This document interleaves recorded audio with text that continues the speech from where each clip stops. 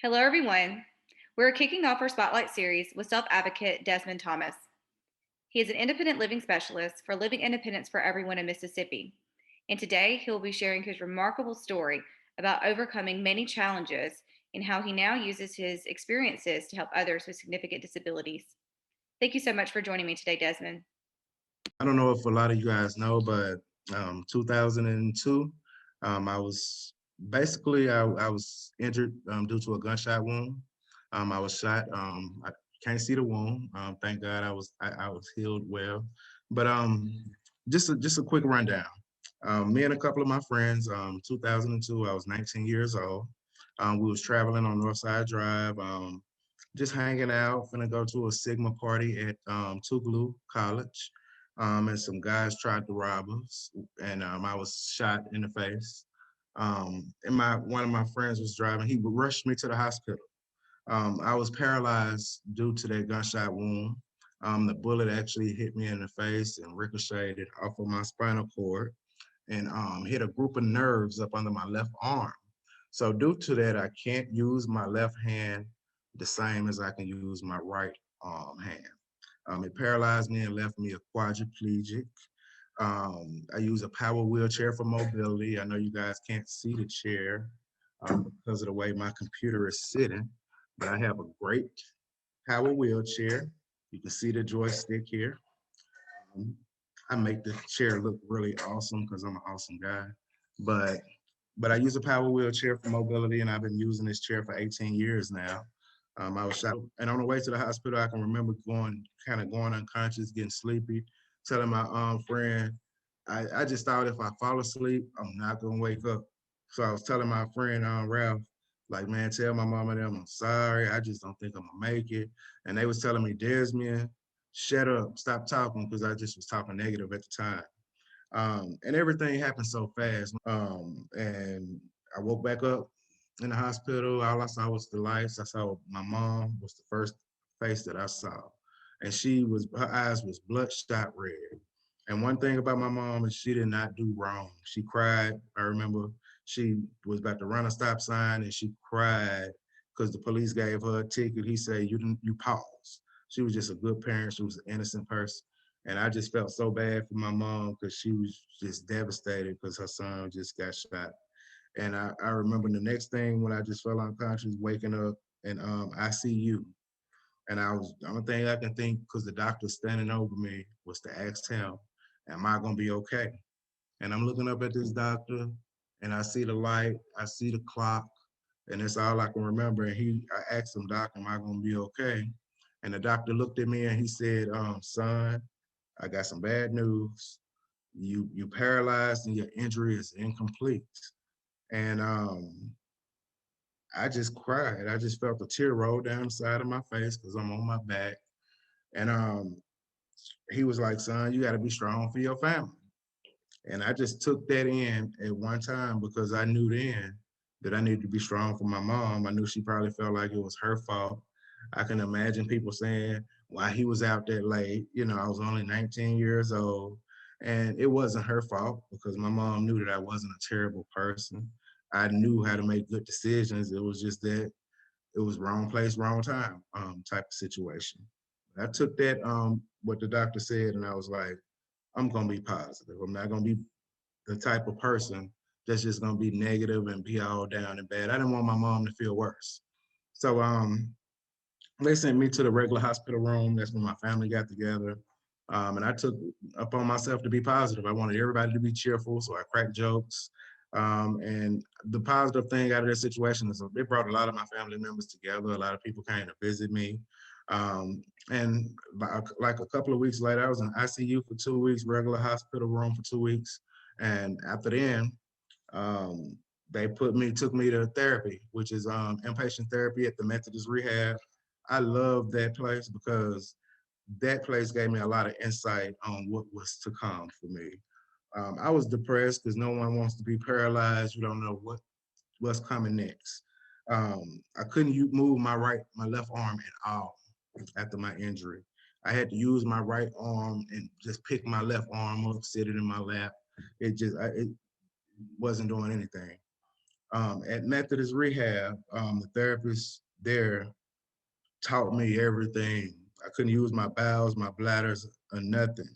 They taught me everything all over again, how to calf myself, everything. And they did not let me give up. That place was amazing. The therapist there did not let me sleep in because a couple of days I was like, I ain't going to therapy. I'm just gonna lay here. I don't care. I was just depressed and didn't care. They did not let me give up. One of the therapists even came to my room, Miss Bridget, and said, "You're gonna work out in bed if you ain't getting up. You just gonna have to do it in here." And it just made me say, you know what, I'm gonna go and get up. You know what I'm saying? Because I don't want you coming up in here working out with me. And so I just got on up and went on head to therapy and worked out. So they really gave me the ground rules on this is what you're gonna have to expect if you're gonna, be paralyzed. You just have to learn your body all over again. But coming through that situation, I learned that I was gonna have to learn my body again. I was gonna have to start working out and strengthen myself again. So after inpatient therapy and learning that I'm gonna have to work out, I'm gonna have to learn how to transfer. I'm gonna have to learn how to use this power wheelchair because I don't have strength on my left side to push a manual wheelchair.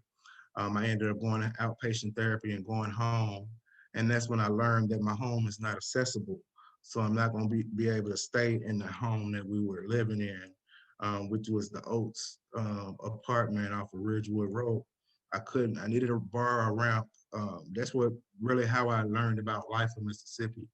I had to borrow a ramp to get into my home. So the director of Life in Mississippi was Christy Dunaway, and Daryl Dunaway owned it handicapable. He was part owner of handicapable vans. They drove me from the hospital because I was in a power wheelchair and I didn't know where to get from Methodist Rehab to my apartment. And he let me borrow this portable ramp to get into my apartment. That ramp was the only reason I was able to get into my home. And I couldn't get down the hallways and none of that stuff into that apartment. So we stayed there for maybe 2 weeks and we moved. Um, Daryl, they blew my mind because Christy Dunaway, she had prosthetics for arms. And I never seen that in my life, ever.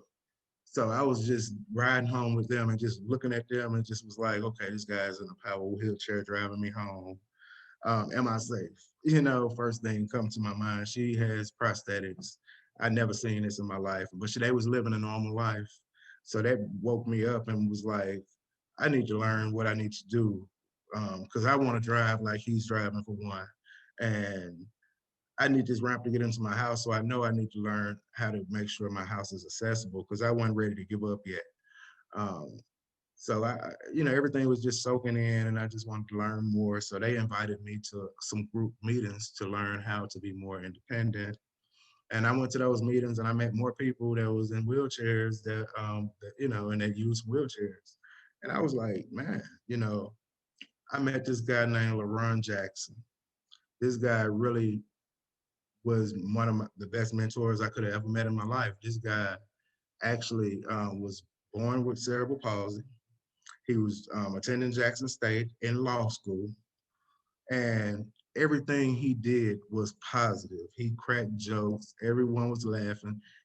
I looked at him as the life of the party, and I just wanted to be around him every second of the day. Like I just wanted to be around LeBron Jackson. And he just told me, like, man, if you ever want to talk to somebody, come to me. And I just was like, cool, man. And I wanted to talk to LeBron about everything because everything he told me was good advice. And this guy really motivated me a whole lot. And I just felt so much positive energy from being at that support group meeting. I met so many people that were so insightful. And that was my first time ever hearing Christy Dunaway do a motivational presentation. And she just motivated me so much, told me how she became independent, how she became the director of the Center for Independent Living, which is Life of Mississippi. And I was like, this woman is a triple amputee. She's born as a triple amputee when the resources were not available for anyone ever. And she became that director of her SEAL in Mississippi. And I was just blown away. man, I met so many other people that was doing amazing things at that conference, and it just really motivated me. And I was just injured maybe a month ago when I went to that conference, and I just met so many amazing people, and that's really what motivated me by just being in the loop that fast. So even though I was broke down and I felt like, man, I was still depressed, didn't want to be around people. Those people really just just sparked me and just made me want to do so much more. So I just wanted to be around LeBron, wanted to be around others, and I started going to life events all the time. I started going to the art to events that they had with the My Voice, My Choice organization. And they just taught me everything I needed to know about using my voice to get things I needed, trying to be independent. Because the whole time I was independent, but I was never independent as a wheelchair user and being paralyzed. So it was a whole different type of independence. And I was like, and then I was so depressed because I felt like when people looked at me, they weren't looking at me, they was looking at my wheelchair. And I didn't think highly of myself at the time because I felt broke down. I didn't feel like the whole me anymore. So I just kept going to groups, kept making friends. And I when my new friends looked at me, I didn't feel like they looked at me as a different person. I felt like they looked at me as the new me. So I just love making the new friends and people that can teach me new things that I didn't know already. So I just continue to go to peer support group meetings. And I finally, one of my old friends, Raphael, he was driving when I got shot. He was still coming around and visiting me, but he ended up going to the military, going to basic training. So he left. So I didn't have anybody around me that I was hanging out with that I knew already. So I started getting depressed. My mom ended up going back to work. So I was at home all day alone and didn't have anyone really to hang out with or socialize with. So I started feeling like I needed something new to do, someone new, something, and I didn't know what. Now, my mom was the type of mom that wasn't about to baby me, even though I was paralyzed. Now, she loved me, took care of me, helped me with what I needed, but she didn't baby me. And she knew people that worked their life now. So they taught independence. So her thing was, you got to figure it out. And I ended up figuring it out. I learned about this program called AmeriCorps, Project Link, and I signed up for this program, filled out the application. I was scared at first because I was like, how am I going to volunteer? And I'm in a wheelchair. Like, that don't even make sense. What they going to have me doing? What am I going to do? Because I didn't think I can do anything productive at that time. But I went head on and filled out the information, did as much as I could. And that's when I got the call back to come up for an interview. I was like, if I go up there for an interview, I got to dress as nice as I can. They got to know that I can dress good. So I went shopping, bought a nice outfit. I knew I was gonna get the job. I just felt it. It just felt so good at the interview because I was practicing on what I was good at, what my qualities were. I was just already practicing on what I was gonna tell them when I went. So when they asked me the questions, I was ready. It was like I was already on top of it. But I was eager to do something other than staying at home, sitting under my carport, under the garage, because that's all I was doing, just sitting in the sun all day, waiting on my mama to get off work, or waiting on somebody to pull up and hang with me because I didn't have nothing to do. I stopped hanging out. One thing about being when you get shot and you hanging with people that's not doing all of the right things all the time, after after something like that happened to you, you realize who your true friends are.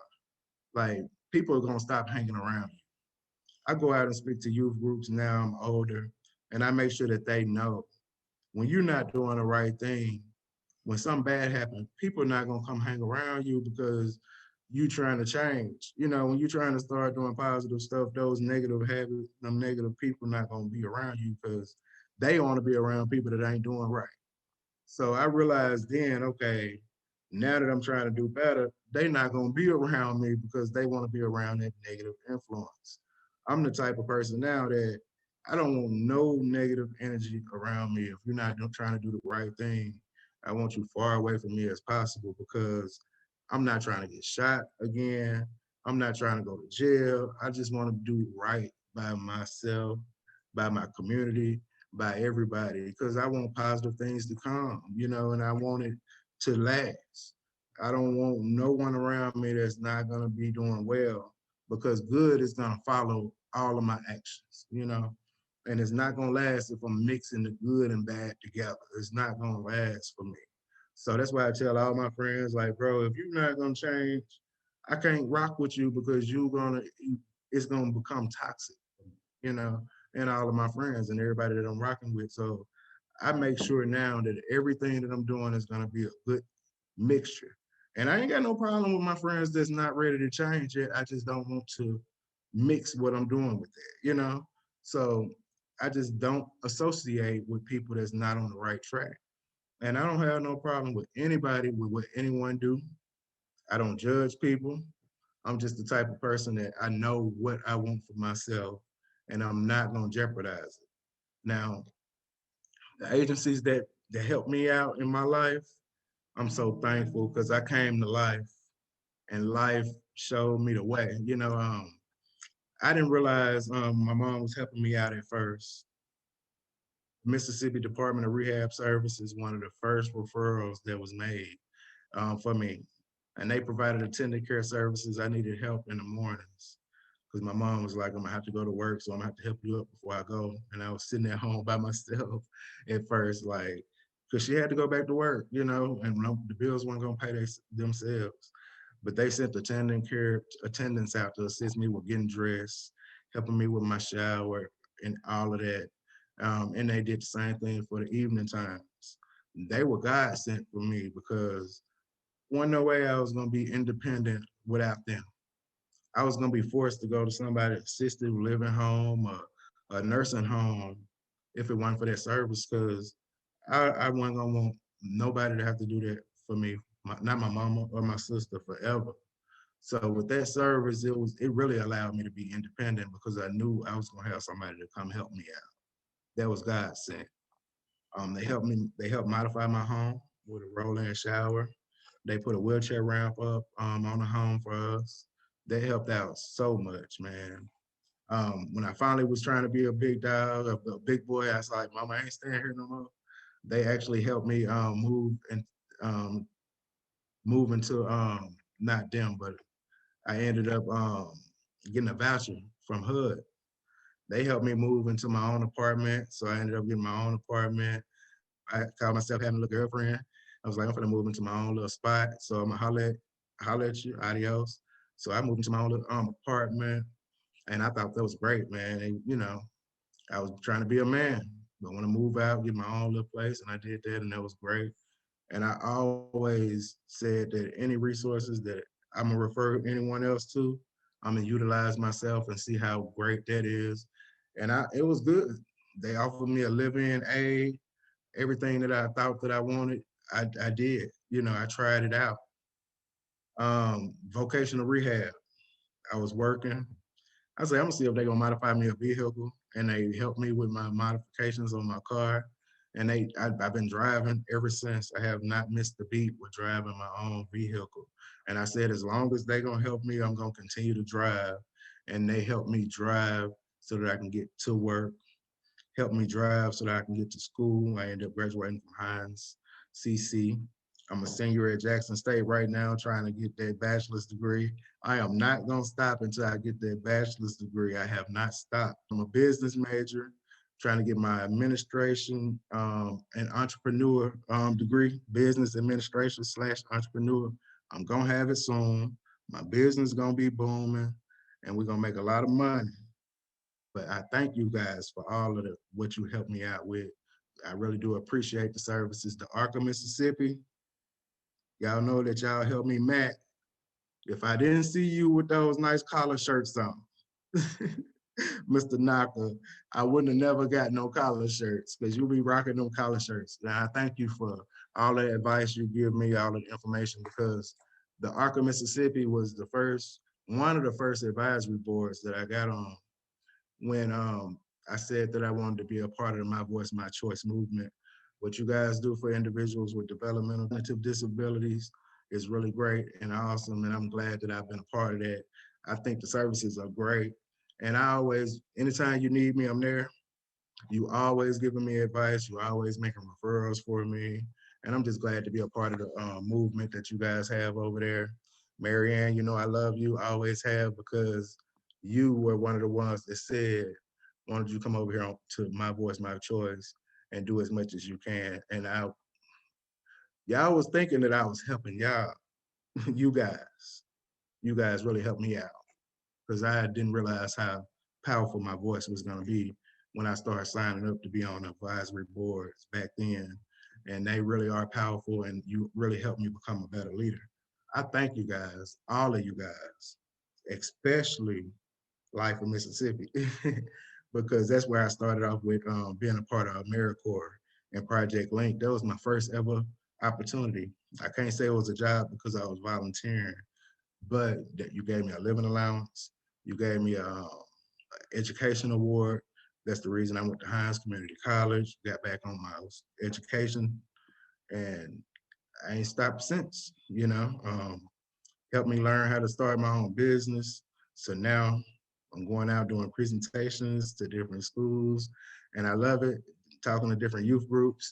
And I just think that if it wasn't for all of you guys together, I would have never learned as much as I learned. Because when I started off, the only thing I knew was I'm paralyzed and I don't know nothing else.